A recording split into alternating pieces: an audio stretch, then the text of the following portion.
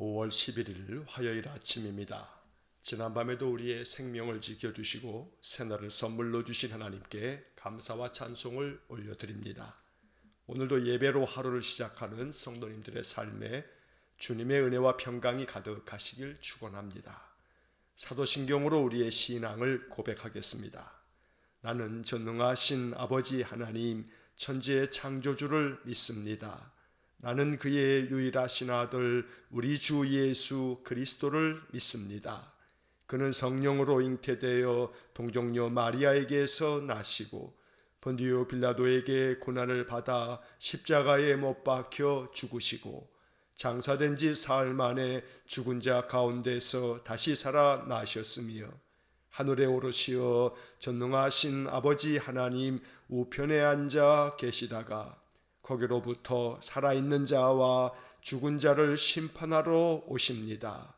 나는 성령을 믿으며 거룩한 공교회와 성도의 교제와 죄를 용서받는 것과 몸의 부활과 영생을 믿습니다. 아멘.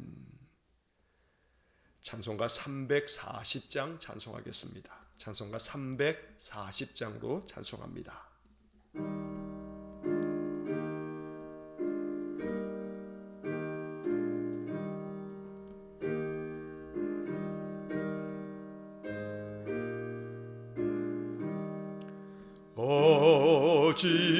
어지러운 세상 중에 기쁜 소리 들리네. 예수 말씀하시기를 믿는 자여 따르라. 세상 헛된 신과 영화 모두 내어버렸네. 예수 친히 하신 말씀 날 더 귀히 여겨라. 기쁜 때나 슬픈 때나 바쁜 때나 틈날 때 예수 친히 하신 말씀 날 더 귀히 여겨라. 주님 크신 은혜로서 부름듣게 하시고 복종하는 마음을 주사 따라가게 하소서.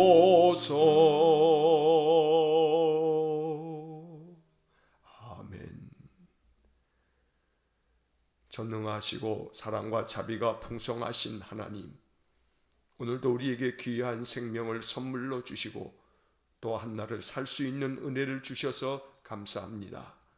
하나님 주신 그 크신 은혜와 사랑을 늘 감사 찬송하며 하루하루 늘 첫 시각을 주님 앞에 드립니다. 우리의 중심을 담은 예배를 오늘도 연락하여 주시고 오늘 하루도 우리의 영혼이 하나님께 맞추어져 있어 하나님 뜻을 따르고 하나님 말씀을 마음판에 새겨 그 말씀 간직하며 또 순종하는 귀한 믿음의 삶이 되기를 원합니다. 우리의 힘으로 되지 아니하고 우리의 의지로 되지 아니하여 하나님의 은혜를 구하오니 오늘도 보혜사 성령을 우리에게 충만하게 부어주셔서 하나님 주시는 능력으로 이 하루를 살게 하시고 하나님의 평강이 우리의 마음에 가득하게 하셔서 인생의 멍에로 말미암는 괴로움과 답답한 마음들이 씻겨지게 하시고 우리의 마음에 참된 안식과 평안을 주시기를 간절히 원합니다. 해결되지 않은 인생의 많은 어려움과 문제들로 인하여 마음 괴로워하는 성도들에게 새로운 길을 열어주시고 인생에 무엇이든 새로운 일을 도모할 때마다 하나님께 묻고 기도하는 성도들에게 항상 새 길로 응답하셔서 하나님의 은혜가 충만한 삶이 되게 해 주옵소서. 연약한 육신으로 인하여 하나님께 간구할 때마다 우리 주님 못자국 난 손을 얹어 안수하여 주시고 내 병에서 놓여 건강할지어다 선포하여 주시고 우리 하나님의 능력의 손길로 치유와 회복을 경험함으로 여호와 라파 치료하시는 하나님을 찬송하는 복된 삶을 살게 해 주옵소서. 자비로우신 하나님, 인생의 삶의 모든 길이 주님께 있기에 주님께 우리의 삶을 의탁하고 주의 도우심을 구하오니 날마다 우리와 동행하시는 하나님, 우리의 인생길을 형통의 길로 인도하여 주시고 주님과 함께 하는 삶이 되도록 은혜를 내려 주옵소서.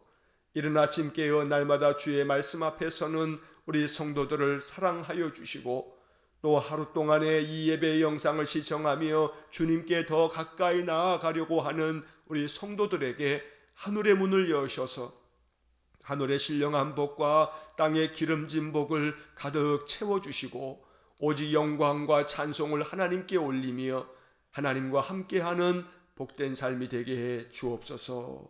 전능하신 하나님, 우리의 인생의 삶이 아무리 괴롭고 답답하고 힘이 들어도 오직 여호와의 말씀을 붙들고 살아갈 때에 하나님이 우리의 마음에 소망을 가득 채워주시고 하나님 주신 소망이 우리의 일상의 삶에서 큰 기쁨이 되어지도록 주님 은총의 표적을 나타내 주시기를 원합니다. 날마다 주님의 인도하심을 따라 우리의 인생의 삶을 사는 동안 여호와 하나님의 능력을 더 깊이 경험하면서 오직 우리의 인생의 모든 삶의 주인은 여호와이심을 더 깊이 체험하는 귀한 복을 내려 주옵소서. 자비로우신 하나님, 코로나19로 말미암아 괴로움의 이 연속된 삶 속에서 낙담하고 좌절하고 큰 고통 속에서 하나님 그 마음의 괴로움을 가눌 길 없어 그 삶까지도 끊어야 하나 그렇게 고통 가운데 있는 이들이 이 땅에 많습니다. 사망의 그림자가 드리워져 있는 이 땅을 불쌍히 여겨주시고 우리 하나님의 생명의 은총을 충만하게 부어주셔서 이 코로나가 속히 안정되고 종식되어지도록 자비를 베풀어 주시기를 간절히 원합니다. 인간들이 이 죄 많은 세상 가운데 하나님의 그 크신 뜻과 하나님께서 이 창조 세계를 통하여 이루시고자 하는 하나님의 마음을 깨닫고 우리 인간들의 삶의 방식과 삶의 모든 목적과 방법을 바꾸어 갈 수 있도록 은혜 주시기를 간절히 원합니다. 무엇보다 기도하옵는 것은 코로나로 말미암아 선교의 현장이 더욱더 많은 고통을 겪고 있고 선교의 문들이 더욱더 닫혀지고 있음에 주님 긍휼을 베풀어 주셔서 세상 열방에 그리스도의 복음을 전하기 위하여 세상으로 흩어졌던 많은 선교사님들이 선교의 많은 어려움에 봉착하여 다시금 귀국하는 일들이 많은 이때에 주님 하나님의 나라를 더욱더 이루시기 위해서라도 코로나가 속히 종식되어지도록 다시금 우리 선교사님들이 선교의 현장으로 다 나아갈 수 있도록 하나님 은혜를 내려주시기를 간절히 원합니다. 하나님, 일본도 매일같이 확진자가 더욱더 늘어나고 있는 어려운 시국에 있는데 삿포로 땅에서 그리스도의 복음을 위하여 헌신하는 우리 이정수 목사님과 김정현 선교사님 또 우리 애시리와 은시리를 붙들어 주시기를 원합니다. 하나님, 저 일본 땅에서도 주님 안전하게 보호하여 주시고 저들의 사역에 하나님 성령의 기름 부으심을 허락하셔서 그 사역을 감당하면서 우리 이정수 목사님 또 우리 김정현 선교사님 우리 애시리 은시리 하나님의 돌보심 안에 거하게 하여 주시고 건강 상하지 않도록 하나님께서 눈동자같이 보호하여 주시기를 간절히 원합니다.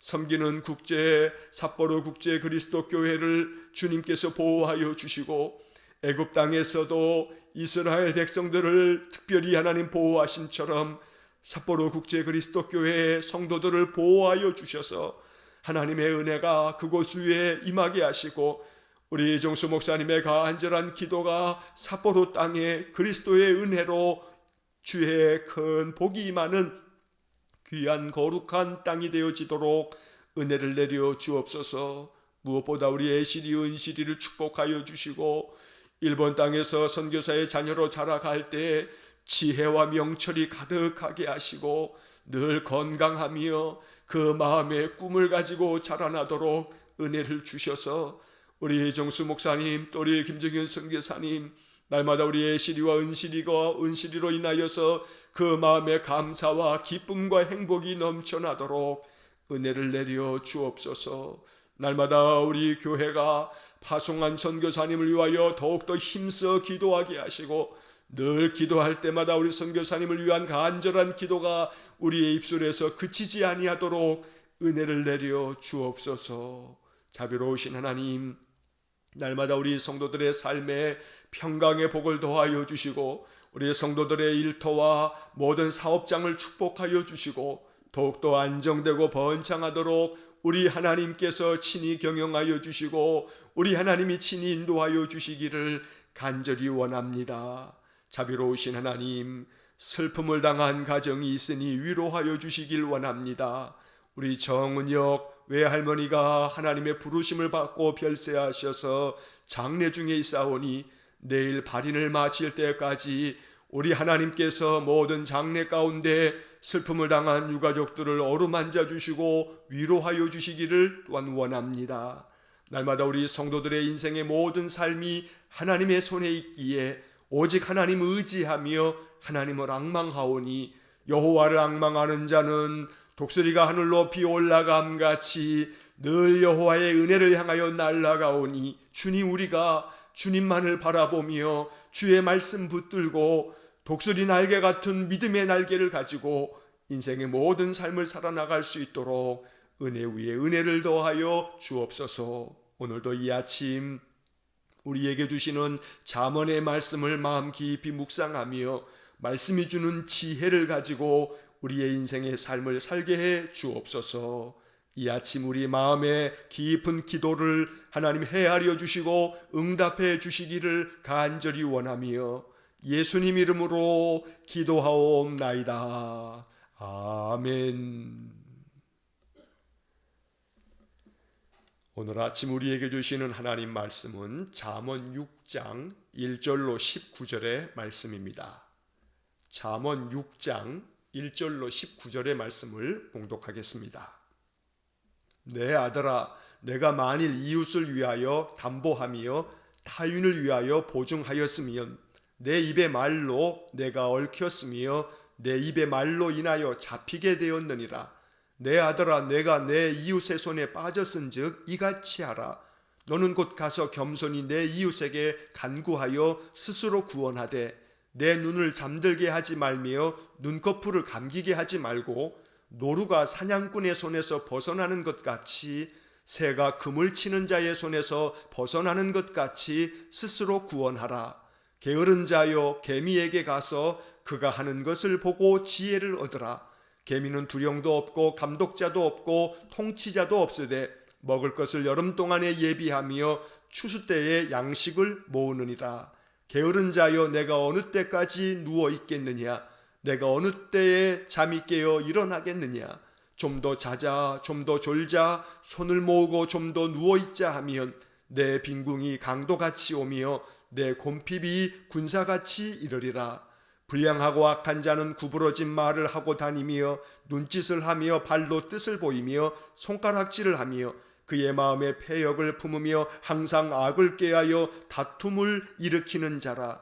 그러므로 그의 재앙이 갑자기 내려 당장에 멸망하여 살릴 길이 없으리라. 여호와께서 미워하시는 것 곧 그의 마음에 싫어하시는 것이 67가지이니 곧 교만한 눈과 거짓된 혀와 무죄한 자의 피를 흘리는 손과 악한 괴결을 꾀하는 마음과 빨리 악으로 달려가는 발과 거짓을 말하는 망령된 증인과 및 형제 사이를 이간하는 자이니라. 아멘.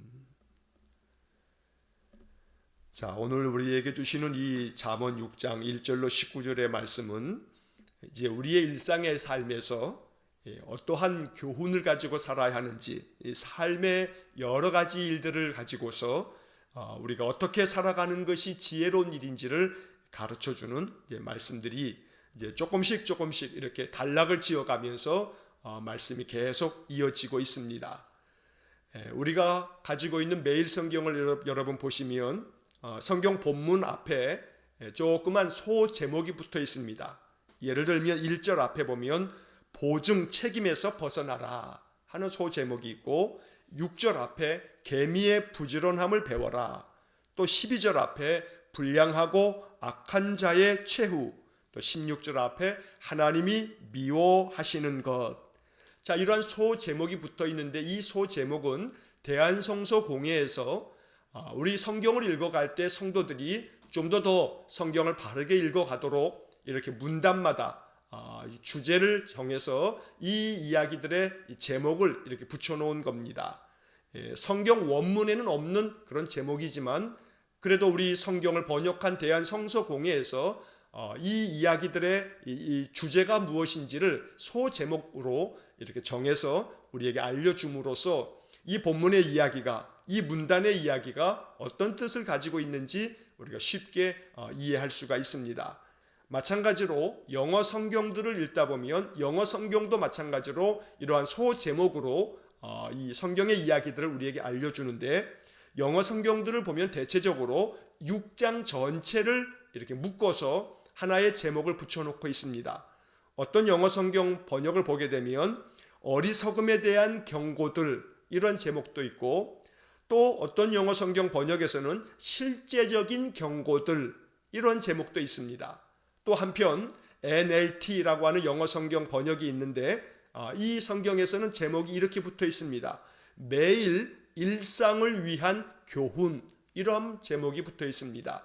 다시 말하면 이 6장 전체의 말씀은 우리가 매일 일상 속에서 얻어야 할 교훈이라고 이렇게 제목을 붙여놓은 겁니다. 이 제목이 참 마음에 듭니다. 우리가 하루하루 일상을 살아가는 동안에 우리의 생활 속에서 가지고 있어야 할 지혜로운 교훈들, 바로 그러한 뜻이 바로 이 6장의 제목인 것입니다. 그래서 이 6장에 나오는 작은 이야기들의 묶음을 우리가 하나씩 묵상하면서 이것이 우리에게 주는 영적인 교훈을 마음 깊이 간직하고 또 우리의 인생의 삶을 살아야겠습니다.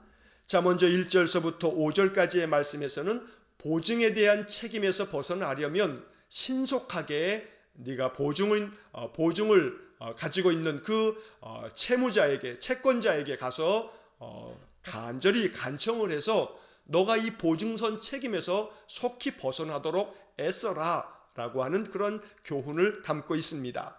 자, 1절 말씀에 보면 내 아들아, 내가 만일 이웃을 위하여 담보하며 이웃 타인을 위하여 보증하였으면, 2절 내 입의 말로 내가 얽혔으며 내 입의 말로 인하여 잡히게 되었느니라.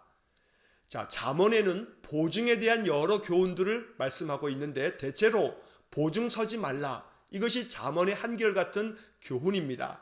예를 들어서 잠언 22장 26절에 보면 아주 직접적으로 말합니다. 남의 빚에 보증을 서지 말라. 이게 잠언 22장 26절에 기록된 말씀입니다. 또 잠언 17장 18절 말씀을 보면 지혜 없는 자가 남의 빚에 보증을 선다는 그런 말씀도 나옵니다. 오늘 본문의 이야기도 마찬가지입니다.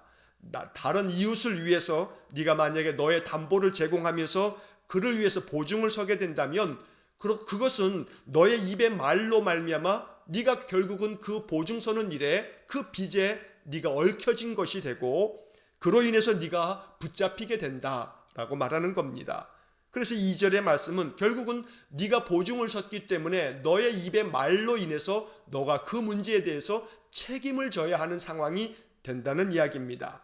자, 3절에 보면 내 아들아, 내가 내 이웃의 손에 빠졌은즉 이같이 하라. 너는 곧 가서 겸손히 내 이웃에게 간구하여 스스로 구원하되. 자, 너의 이웃의 손에 빠졌다라고 하는 것은 이제 너의 운명은 다른 사람의 그 이웃의 손에 달려있다라고 말하는 겁니다. 자, 여기 3절과 4절, 5절에 나오는 이웃이라고 하는 단어하고 또 1절에 나오는 이웃을 위하여라고 하는 이 단어를 똑같은 이웃인데 같은 사람으로 볼 것이냐 아니면 다른 사람으로 볼 것이냐라고 하는 차이에 따라서 오늘 이 본문에 대한 해석이 조금씩 달라집니다. 왜냐하면 똑같이 이웃이라고 표현되어져 있기 때문에 두 가지 해석이 가능합니다. 다시 말하면 1절에서는 나에게 빚을 좀 이렇게 담보를 제공하고 보증을 서달라라고 말한 나의 친구, 나의 이웃입니다.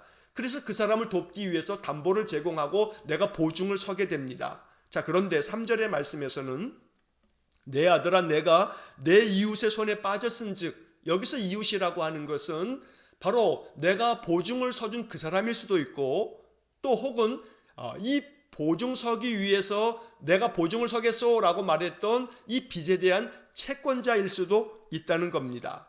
자, 그래서 너는 곧 가서 겸손히 너의 이웃에게 간구하여 스스로 구원하되, 여기서 너의 이웃에게 가서 겸손하게 간구해라 라고 말하는 것은 일반적으로는 채권자에게 가서 너가 보증을 섰기 때문에 너의 책임이 됐으니까 그러면 채무자가 그 빚을 갚지 않으면 네가 보증인으로서 그 책임을 감당해야 되니 신속히 채권자에게 가서 네가 겸손한 마음으로 그에게 간구해서 조금 그 빚을 갚아야 되는 기한을 좀 연기해달라 하든지 너의 사정을 잘 이야기해서 이 문제를 속히 해결해 가도록 해야 한다라고 하는 그런 뜻으로 해석이 되어집니다.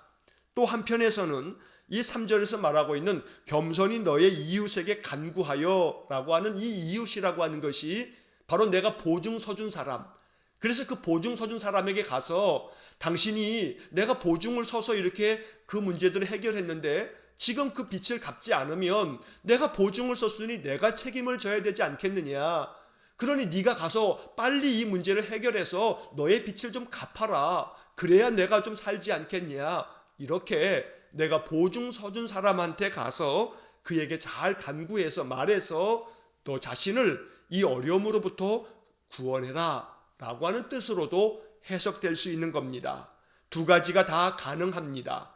채권자에게 가서 내가 보증 섰으니 책임을 져야 되는데 내가 지금 형편이 이러하니 그 모든 것에 대한 좀 은혜를 베풀어서 빚을 내가 보증 선거에 대한 책임을 갚아가는 그 기한을 좀 연기해달라 하든지, 내가 보증을 서준 사람한테 가서 너의 빚이니 네가 좀 빨리 좀 갚아달라고 간청을 하든지 그래야 된다고 말하는 겁니다. 자, 4절 말씀에서는 내 눈을 잠들게 하지 말며 눈꺼풀을 감기게 하지 말고, 바로 이 말은 보증을 섰다가 그것이 결국은 낭패가 되어서 네가 그 모든 책임을 감당해야 되는 상황이 되면 그저 약간의 보증이라면 그래도 손해를 감수할 수 있지만 더러는 그 보증이 내가 감당할 수 없는 크나큰 것이 됐을 때에는 내 인생의 모든 것들을 다 잃어버리게 되는 크나큰 고통에 빠지게 될 것이기 때문에 만약에 그렇게 된다면 너의 눈을 잠들게 하지 말며 눈꺼풀을 감기게 하지 말고, 바로 이 말은 낙담하지 말고 좌절하지 말고 그런 상황 속에서도 신속히 네가 거기서 벗어날 길을 찾아야 한다라고 말하는 겁니다. 눈을 잠들게 하지 말며 눈꺼풀을 감기게 하지 말라. 결국은 그러한 보증선 일로 인하여 낙담하고 괴로워서 절망 가운데 빠져 있지 말고 빨리 그 속에서 너 자신을 구원할 길을 찾으라고 말하는 겁니다. 그래서 5절에서 노루가 사냥꾼의 손에서 벗어나는 것 같이 새가 그물 치는 자의 손에서 벗어나는 것 같이 스스로 구원하라. 자, 여기 3절 맨 끝에 스스로 구원하되, 그리고 5절 맨 끝에 스스로 구원하라. 자, 이 구절이 똑같은 구절이 두 번이나 반복됩니다. 그래서 여기서 말씀하고 있는 것은 네가 만약 너의 이웃을 위해서 보증을 섰다면 그것이 너에게 낭패가 될 수 있는 그런 상황 속에서 낙담하거나 좌절하지 말고 너 자신이 그 문제를 적극적으로 스스로 해결해 가기 위해서 애써야만 된다라고 말하는 겁니다. 그래서 오늘 6장에서 나오는 이 보증에 관련된 일은 결코 보증선 일 때문에 괴로운 일을 당하게 됐을 때 주저앉거나 좌절하지 말고 스스로 너 자신을 구원하기 위해서 채권자에게 가서 좀 빌어서 그 말미를 좀 얻든지, 아니면 보증을 서주었던 그 사람한테 가서 빨리 신속히 갚으라고 촉구하든지, 그래서 너 자신을 스스로 구원할 길을 찾으라고 교훈하고 있는 것입니다. 이 6장의 보증에 대한 이야기는 좀 완곡하고 또 부드럽습니다. 그러나 좀 전에 말씀드린 것처럼 잠언 말씀에는 이 보증에 관련된 것이 여러 차례 나오면서 아까 말씀드린 22장 26절 말씀에서는 남의 빚에 보증을 서지 말라, 아주 단언을 하고 이야기를 하고 있는 것입니다. 왜냐하면 보증을 서는 일로 말미암아 내가 큰 손실과 낭패를 당하는 것뿐만 아니라 오히려 내가 믿고 보증을 서준 그 사람과도 관계가 끊어질 가능성이 높기 때문에 성경은, 이 잠언은 남의 빚에 보증을 서지 말라고 하는 그러한 말씀을 여러 차례 당부하고 있는 것입니다. 이것이 우리의 마음 가운데 깊은 교훈이 될 수 있기를, 또 지혜로운 마음으로 내가 어떻게 행해야 할지를 하나님께 기도하고 묻는 그러한 삶이 되시기를 간절히 축원합니다. 자, 이어지는 6절서부터 11절까지의 말씀에서는 게으름에 대한 문제를 다루고 있습니다. 또 이것은 부지런함을 말씀하고 있는 본문이기도 합니다. 자, 6절에 보면 게으른 자여 개미에게 가서 그가 하는 것을 보고 지혜를 얻으라. 개미에게 가서 그가 하는 것들을 보면서 지혜를 얻어라. 어떤 것이든지 간에 우리가 보고 있는 모든 것들을 보면서 그 속에서 지혜를 얻고자 하는 마음, 바로 이것이 중요합니다. 하찮은 작은 곤충에 불과한 개미에게서도 우리가 배울 지혜가 있다고 말하는 겁니다. 그러므로 우리가 눈을 뜨고 바라보는 모든 것들은, 우리의 눈에 들어오는 모든 것들은 우리의 마음 가운데 지혜를 가르쳐주는 그러한 요소가 있기 때문에 항상 눈을 밝히 떠서 모든 사물을 보면서 또 여러 가지 많은 사건 사고들을 보면서 마음 가운데 지혜롭게 이것들 속에서도 교훈을 얻으라고 말하는 겁니다. 7절에서 개미는 두령도 없고 감독자도 없고 통치자도 없으되, 8절 먹을 것을 여름 동안에 예비하며 추수 때의 양식을 모으느니라.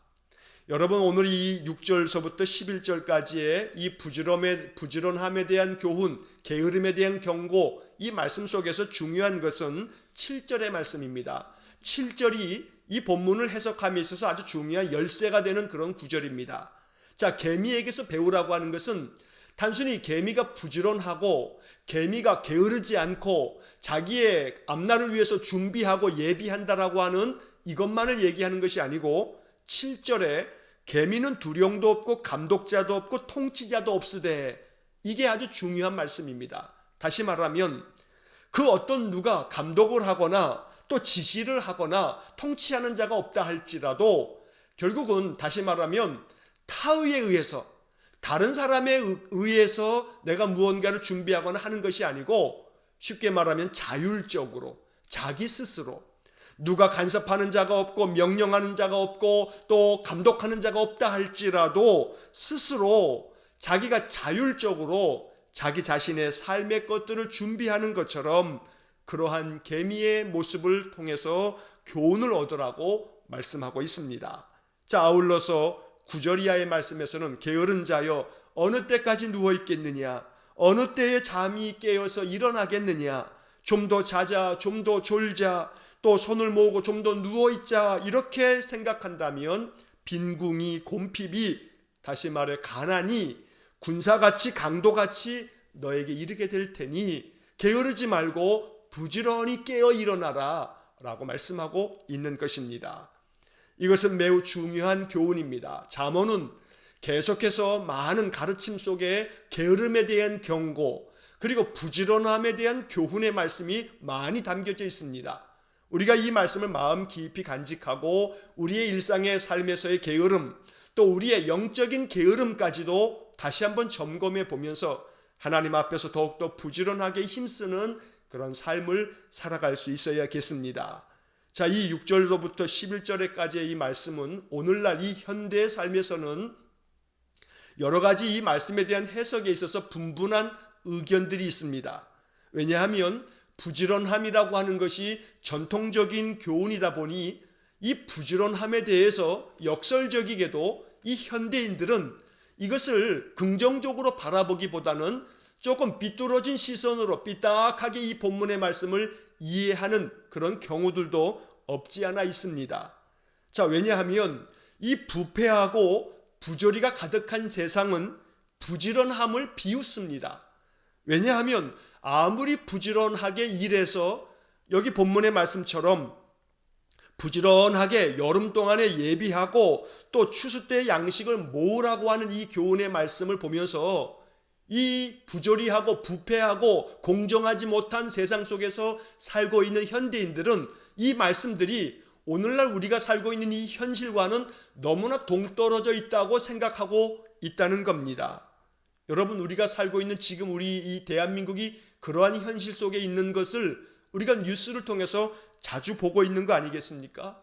부지런히 일해서 여러 해 동안에 열심히 저축하고 열심히 모았는데 내 옆 사람을 보니까 그저 하루아침에 자기가 가지고 있는 거 그냥 부동산에다가 딱 투기를 해놨더니 소위 말해서 뉴스에도 자주 나오는 그런 표현이 있지 않습니까?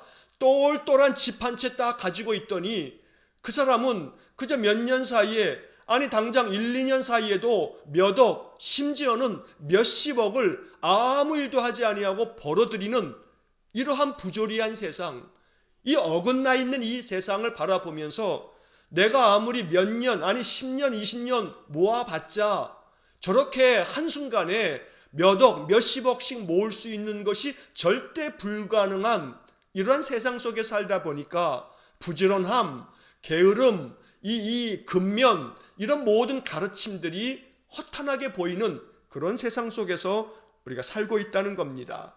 그래서 여러분, 우스갯말로 이솝 우화에 나오는 개미와 배짱이 이야기도 현대판이 있다는 거 아닙니까? 개미와 배짱이는 부지런한 개미가 겨울을 위해서 열심히 여름 동안에 준비해서 추운 겨울에 그가 잘 그 준비된 것을 가지고 겨울을 날 수 있지만 배짱이는 여름 내내 그저 놀고 먹고 즐기다가 결국은 겨울을 맞이하면서 내쫓기고 결국은 죽음을 맞게 되는 그러한 전통적인 이야기인데, 이 현대판 개미와 배짱이는 전혀 다른 결과를 맞이하고 있다는 겁니다. 개미는 여름 내내 일해서 간신히 그저 겨울 날 것만 마련해서 그래서 겨울을 났지만 또 그 다음 해가 되게 되면 또다시 여름 내내 땀 흘려 고생해야 간신히 겨울 날 정도가 됐는데, 이 배짱이라고 하는 놈은 여름 내내 그저 놀고 노래나 불러 제끼고 이렇게 놀고 하다가 어느 날 소위 말해서 K-팝 오디션 프로그램에 나가가지고 대박이 난 겁니다. 여름 내내 놀고 먹고 노래나 불러 제꼈던 이 배짱이가 K-팝 스타로 대박이 나서 요즘 뭐 최고의 스타는 뭐 BTS 아닙니까? BTS 같이 돼가지고 해외를 다니며 K-팝 월드 스타가 돼서 그저 단순히 한 겨울을 날 정도만 모을 수밖에 없는 그 여름 나기가 아니고, 그래서 간신히 겨울 한철 그렇게 나는 그러한 인생이 아니라 이 배짱이가 몇십 년 평생을 먹고 살 것들을 벌었더라. 이게 현대판 개미와 배짱이랍니다. 여러분, 그만큼 근면함과 성실함이라고 하는 이 전통적인 가치가 오늘날 우리가 살고 있는 이 세상에서는 무너질 대로 무너졌기 때문에 이 본문의 이야기를 읽으면서 사람들은 우리의 현실하고는 너무나 동떨어진 이야기다, 이것은 우리에게 적합한 교훈이 아니야, 이렇게 이 본문의 말씀을 삐딱하게 바라보는 시선들이 있다는 겁니다. 그러나 여러분, 기억하셔야 합니다. 젊은이들이 빚을 내서 집을 사야만 하고 또 빚을 내서 주식에 투자하는 주식에 열풍이 불고 심지어는 빚을 내서 안정적이지도 않은 가상화폐에다가 모든 것들을 다 몰입해 두는 그러한 세상, 이것이 결국은 어떻게 될지 우리는 눈을 뜨고 분명히 보고 있습니다. 송두리째 거품이 무너지면서 다 무너져 내릴 그러한 위기 가운데 있는 겁니다. 그러나 세상이 미쳐가고 있습니다. 이 세상은 더 이상 윤리나 도덕은 아무런 가치가 없는 정말로 쓸데없는 골동품처럼 여기면서 오직 자신들의 이익에만 미쳐 날뛰는 그런 세상이 되어버린 것입니다. 과연 이런 세상에서 그리스도인들은 어떤 가치를 가지고 살아야 하는가? 참 많은 가치관의 혼란을 겪고 있는 그런 시대임에 분명합니다. 그러나 그러할수록 우리는 성경으로 돌아가야 합니다. 우리 믿음의 사람들은 성경의 가르침으로 돌아가야 합니다. 오늘 본문 6절로 11절의 말씀이 과연 이 부조리하고 부패하고 공정하지 못한 이 세상 속에서 살아가는 우리들에게 정말 오늘 우리의 현실하고는 동떨어져 있는 이야기처럼 보인다 할지라도 이것이 진리의 말씀을 가르쳐 주시는 하나님의 말씀이라면 우리는 성경으로 돌아갈 줄 알아야 합니다. 그것이 가장 근본적인 우리의 인생의 삶에 대한 지혜입니다. 그러므로 무너져 내릴 수도 있는, 무너져 내릴 수밖에 없는 그러한 세상의 가치를 따르지 아니하고 오직 하나님의 말씀을 따라서 이 말씀이 주는 영적 교훈을 우리가 온전하게 따르는 삶이 필요하다는 겁니다. 그래서 오늘 우리들은 15절의 말씀을 먼저 보시면 그러므로 그의 재앙이 갑자기 내려 당장에 멸망하여 살릴 길이 없으리라. 바로 이 15절의 말씀이 지금 6절로부터 11절에 나오는 이 말씀들에 대한 하나님의 답입니다. 오직 자신들의 이익을 위해서 미쳐가고 있는 이 세상, 이익을 위해서라고 한다면 온갖 불법과 편법을 마음껏 하면서도 내로남불, 오직 자기는 안 그런 것처럼 이렇게 하고 있는 모든 이 땅의 이 인생들을 바라보면서 하나님의 대답은 그의 재앙이 갑자기 내려 당장에 멸망하여 살릴 길이 없는 그러한 날이 오게 될 것이다 라고 말씀하고 있는 것입니다. 그러므로 오직 그저 100년도 채 되지 않는 인생의 삶을 진리의 말씀을 거슬러서 살다가 그저 알량한 이익을 추구하다가 결국은 살릴 길이 없는 멸망의 심판을 당하지 말고 하나님의 말씀을 준행하면서 비록 작은 것이라도 그것에 감사히 여기면서 오직 내 삶은 하나님의 말씀 가운데서 살겠다, 이런 결정을 내릴 줄 아는 사람, 이 사람에게는 100년이 지나고 난 후 우리에게 주어져 있는 영원한 삶 속에 하나님의 은혜와 축복이 더 풍성하게 주어질 줄로 믿습니다. 그래서 우리는 12절의 말씀에 불량하고 악한 자는 구부러진 말을 하고 다니며 눈짓을 하며 발로 뜻을 보이며 손가락질을 하며 그의 마음에 패역을 품으며 항상 악을 꾀하여 다툼을 일으키는 자라. 이렇게 불량하고 악한 자들이 가득한 세상 속에서 그들이 서로 눈짓하고 발짓하고 손짓하면서 온갖 악하고 공정하지 못한 불의한 일들을 도모한다 할지라도 그들과 함께 짝하여서 그들의 손을 들어주면서 그들과 같이 공모하지 말고 공범되지 말고 그들과 함께 동조하지 말라고 말씀하고 있는 것입니다. 왜냐하면 그들과 함께 동조했다가는 재앙이 갑자기 내리는 날 너를 살릴 길이 없을 테니 다시금 말씀으로 돌아가서 말씀이 가르쳐주는 교훈대로 살라라고 말씀하고 있는 것입니다. 자, 이제 16절부터 19절까지의 말씀에서는 여호와께서 미워하시는 것, 하나님께서 마음에 싫어하는 것이 67가지다. 여러분, 이 표현에서 67가지라고 하는 표현을 주의해서 보실 필요가 있습니다. 7가지가 나오는데 왜 굳이 67가지라고 표현했는가? 이유가 있습니다. 히브리인들의 이 사고 방식에서 6가지 혹은 7가지 했을 때 7가지가 지금 뒤에 나오고 있는데 67가지라고 말하는 것은 7번째 것을 강조하기 위한 표현법이라고 합니다. 그래서 하나님이 미워하시는 것들이 있는데 교만한 눈, 거짓된 혀, 또 무죄한 자의 피를 흘리는 그런 손, 그리고 악한 괴교를 꾀하는 마음, 빨리 악으로 달려가는 발, 거짓을 말하는 망령된 증인, 하나님이 이런 것들을 미워하시는데 이런 것들을 미워할 뿐만 아니라 하나님이 더 미워하시는 것이 있다. 그래서 7번째를 강조할 때 이렇게 67가지 이런 표현법을 쓴다는 겁니다. 마지막 7번째는 형제 사이를 이간하는 자이니라.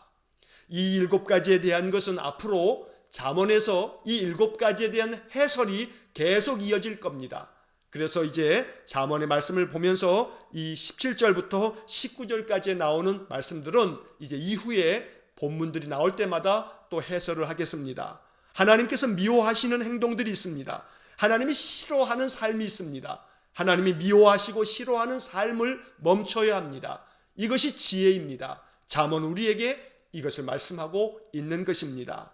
하나님이 기뻐하시는 것, 하나님이 좋아하시는 것, 하나님이 지혜롭게 가르쳐 주신 것들을 가지고 인생을 살아가는 귀한 믿음의 삶이 되시기를 간절히 축원합니다. 기도하겠습니다. 사랑이 많으신 아버지 하나님, 잠언을 통해서 지혜를 배우고 이 지혜로운 마음을 가지고 인생을 살아갈 수 있도록 우리에게 믿음을 주셔서 언제나 말씀을 통해서 깨닫고 이 말씀이 나의 삶 속에서 이루어지도록 항상 기도하며 사는 성도들 되게 하여 주옵소서. 세상이 아무리 세상의 가치를 가지고 세상의 방법대로 이렇게 나아간다 할지라도 우리 그리스도인들은 다시금 성경으로 돌아와 하나님 말씀 준행하며 말씀이 가지고 있는 진리를 따라 살아가는 우리 모두가 되게 하여 주옵소서. 여호와께서 미워하시는 것, 하나님께서 그 마음에 싫어하시는 것을 행하지 않게 하시고 하나님이 기뻐하시고 하나님이 좋아하시며 하나님께서 칭찬하실 일들을 행할 줄 아는 지혜로운 마음을 허락해 주옵소서. 오늘도 한날의 삶을 온전히 주님께 의탁하오며 예수님 이름으로 기도하옵나이다. 아멘. 우리 구주 예수 그리스도의 은혜와 하나님 아버지의 극진하신 사랑과 성령의 교통하심이 날마다 하나님 말씀 안에 거하여 그 말씀 진리의 교훈으로 여겨 말씀대로 준행하는 지혜로운 삶을 살기를 소원하는 머리 숙인 믿음의 성도들 위해와 저들 가정과 온 가족들 위해 우리 성도들의 일터와 생업의 터전 위에 이제로부터 영원토록 함께 하시길 간절히 축원하옵나이다. 아멘.